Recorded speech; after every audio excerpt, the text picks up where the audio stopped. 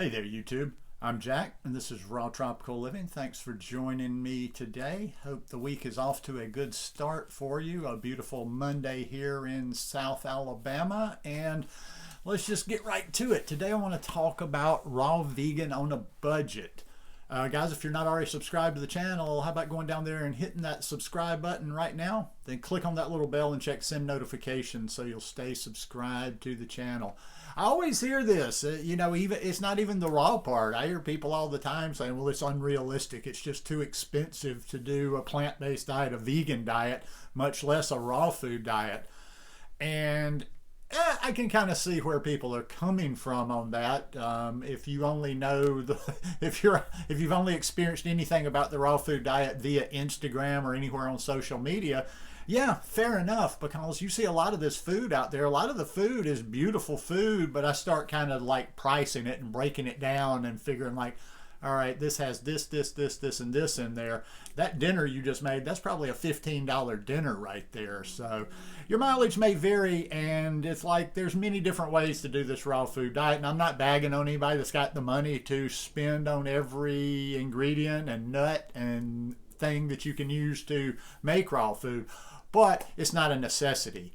And I've actually been trying to kind of implement a few of these ideas lately because I've got a little willy-nilly once I moved about 6 months ago down to this new area because I got so many grocery stores around. I've got a Publix here. I've still got a Walmart here. I've got this little local, not local, but it's kind of regional called Rouse's out of New Orleans. I've got a curb market that I go to all the time. So I kind of just got a little bit free again on just like going and shopping every day and just going, oh, that looks good. I think I'm going to pick up that. And like I say, I was just being willy-nilly. I'd go here to this store. I'd go to a store every single day. I kind of got back into my habit of going to the store every day. And I'd pick up something, and I just kind of found like doing it like that, like I just was probably overspending a little bit. So let's just start just a few basics. I mean, I'm not going to get too in depth here, just a bunch of different thoughts that maybe you can use. Maybe you can use one of them, maybe you can use all of them. Fruit, bananas. Bananas are probably, I mean, unless you're watching from some strange place where bananas aren't, common, bananas for most people are the most affordable fruit. And, for calories and cost-wise whatsoever, that's why that bananas are a large portion of my daily calories. I guarantee you, even on a day when I'm not eating as many bananas, I'm getting 1,000 calories of bananas almost every day of my life. Most places I've been a little bit cheaper in the tropics, but up here I find deals from time to time. But I'm saying anywhere from 10 to 15 cents a banana, so not very expensive. If you're eating 10 bananas a day, even at 15 cents a banana, that's $1. That's $1.50. And a lot of stores, and it's not just with bananas, but a lot of stores will have as soon as there's a brown spot on a banana. A lot of supermarkets, grocery stores, curb markets will put their bananas on sale. Now, I'm not, like I say, I don't recommend like going and shopping every single day, but if you'll do it for a little while just to kind of get an idea of the cycle of the stores in your area, you will usually kind of get into a rhythm and find like about when certain stores are probably going to put some bananas on sale. And I'm in a smaller area. So it's usually just bananas, but in bigger areas, I have friends all the time talking about all different types of fruit that they find on what's the ugly table or the damaged table or whatever. But as most of us know, that's exactly what we're looking for. So bananas are a great way. See if you can buy anything that you can buy, when it's been put on sale because it's deemed too ripe for the general public. Buy in bulk. I'm actually, I don't know why I haven't done this before. I'm going to Google Costco and see what the closest Costco to me is. I got to think there's something within maybe a 50 or 60 mile radius. And when I get a decent car, I'll go do some buying in bulk. I was watching somebody's video on Instagram the other day, and I was surprised at the fruit that was there. Now I'm sure that it's not the same at all areas in the country, but Costco. If you've got a Costco in your area, definitely hit that Costco up, buy in bulk. Keep your recipes simple. Don't necessarily try to do everything you see on Instagram or other social media networks. Right now, I use a lot of dates in my dressings. I need to find a bulk place for dates. I mean, I don't use enough dates to where I want to order from that 7 dates or whatever it is and get that huge amount. I just need to find something in my area where I can get a little bit better than what I'm getting right now.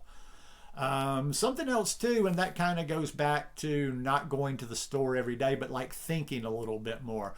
Like, since my car, I've kind of done it out of necessity, but I've learned a little something too. Since my car has been on the fritz and I've been trying to catch rides with my roommate to do big bulk runs on my groceries, I find that there's not as much waste in there. I don't buy things that I don't necessarily need when I sit down. And it's like I was talking about recently in a video about meal planning. Now, I don't go down and make, okay, I'm going to eat this, this, this, this, and this. But I know I'm very simple. I know the things I'm going to eat. I eat lots of big salads. So what do I need for my big salads? I buy heads of lettuce. I buy heads of red leaf lettuce. I like purple cabbage in there. So I start thinking like, okay, I'm going to have salads throughout the week. How many salads will I potentially have over the next 4, 5, 6 days?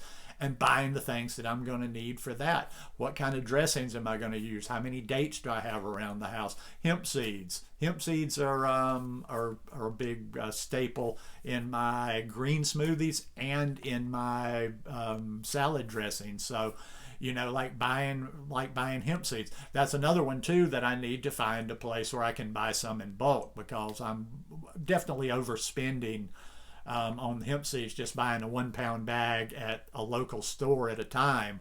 I know I could get something a little bit better. So just look for every trick. It's not about, you're probably not going to find any one thing that's going to save you a big amount of money. Now, what about the processed stuff? Now, when you start getting into processed stuff and made for you stuff, whether it's raw or whether it's whole food plant-based, that's when you'll start spending some money. And also, too, this doesn't have to be a video just for people. Like I said, people, even if you're not trying to be fully raw, however raw you're being, when you're not eating raw, eat real foods, eat whole foods, eat the things that I'm talking about, eat sweet potatoes, eat legumes. Because I really find it ridiculous when people kind of throw shade at the vegan lifestyle, plant-based diet, because it's kind of for people with more money, or it's kind of something that you have to have money to do, and it makes it kind of a classist type thing. But no, the whole foods are of all the things out there to eat. You can't afford to eat potatoes, rice, quinoa. I don't personally eat rice, I'm just not into it, but you can live off of potatoes, legumes, greens, corn. Those are the things that our ancestors ate, even when they were eating cooked food. So just think about simple, real food. The less fake it is, the less packages you have, the less ingredients, the better. So like I say, just think of some different tricks yourself. But just think about it. I'm going to finish with that. If you just put a little bit more thought into your shopping and don't just go into the store like, okay, I'm going to get this, this, and this. Think about, and this could actually help you as well, kind of stick to your way of eating. If you just thought, okay, this is my food, this is what I'm going to eat throughout the course of the week. You go to the grocery store, you buy those foods. You buy, and like I say, I suggest doing big shopping trips. Now, you may go to the store, let's say you went to the store on a Sunday.